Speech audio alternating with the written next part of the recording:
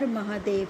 मेरे शिव के भक्तों, अब तक आपने भगवान शिव के द्वारा सृष्टि की रचना किस प्रकार की गई, इसमें कई कथाएं सुनी। आज मैं आपको शिव उपासना से मृत्यु पर विजय की कथा सुनाऊंगी। आज आप बहुत दुखी और उदास दिख रहे हैं।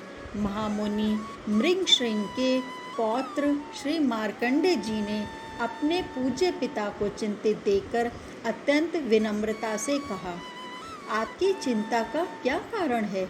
आपको चिंतित देखकर मेरा हृदय व्याकुल हो रहा है।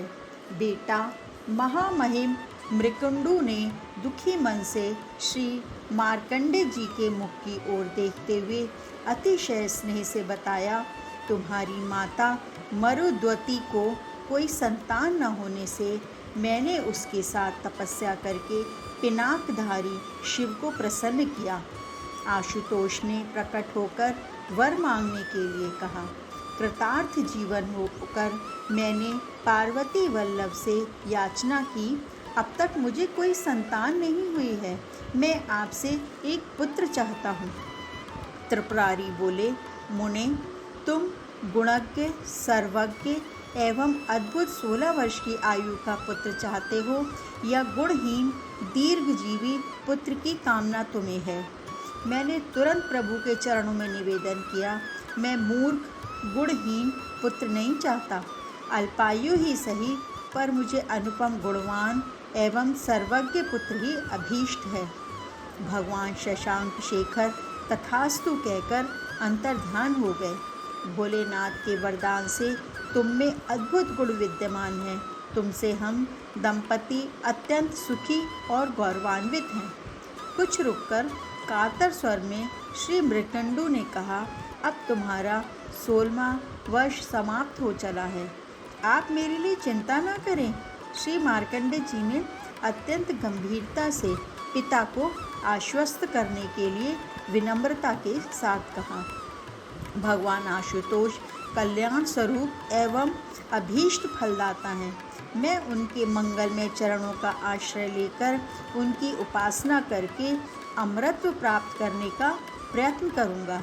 तदंतर श्री मार्कंडेय जी माता पिता के चरणों की धूली मस्तक पर लगाकर भगवान शंकर का स्मरण करते हुए दक्षिण समुद्र के तट पर पहुँचे। उन्होंने अपने ही नाम पर मार्कंडेश्वर शिवलिंग की स्थापना की और त्रिकाल स्नान करके बड़ी ही श्रद्धा भक्ति से भगवान मृत्युंजय की उपासना करने लगे। भगवान शंकर तो आशुतोष ठहरे। एक ही दिन में प्रसन्न होकर उन्होंने मार्कंडेय जी को निहाल कर दिया। मृत्यु के दिन श्री मार्कंडेय जी अपने आराध्य की पूजा करके स्तोत्र पाठ करना ही चाहते थे कि चौंक गए। उनके कोमल कंठ में कठोर पाश पड़ गया। दृष्टि उठाकर उन्होंने देखा तो सम्मुख भयानक काल खड़े थे।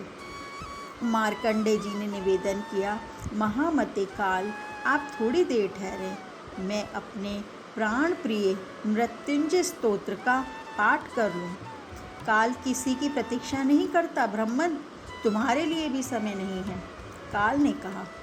काल ने क्रोधित होकर मार्कंडेय जी का प्राण हरण करने के लिए पाश खींचना ही चाहा कि दूर जा गिरे। वे पीड़ा से छटपटाने एवं भय से कांपने लगे।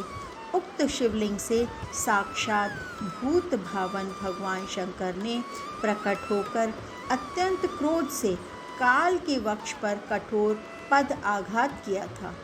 काल की दुर्दशा एवं अपने आराध्य का अनुपम रूप लावण्य देकर श्री मार्कंडेय जी की प्रसन्नता की सीमा न रही। उन्होंने आशुतोष के चरणों पर मस्तक रख दिया। हृदय से भक्ति रस की नवीन मंदाकिनी वाणी द्वारा स्तुति के रूप में प्रवाहित होने लगी। चंद्रशेखर माशरे मम किम करिष्यति वै यमः। देवादिदेव महादेव जी ने अमृत प्रदान कर दिया और इस प्रकार भगवान ने उनकी मृत्यु रोक दी और उनको अमृत प्रदान किया।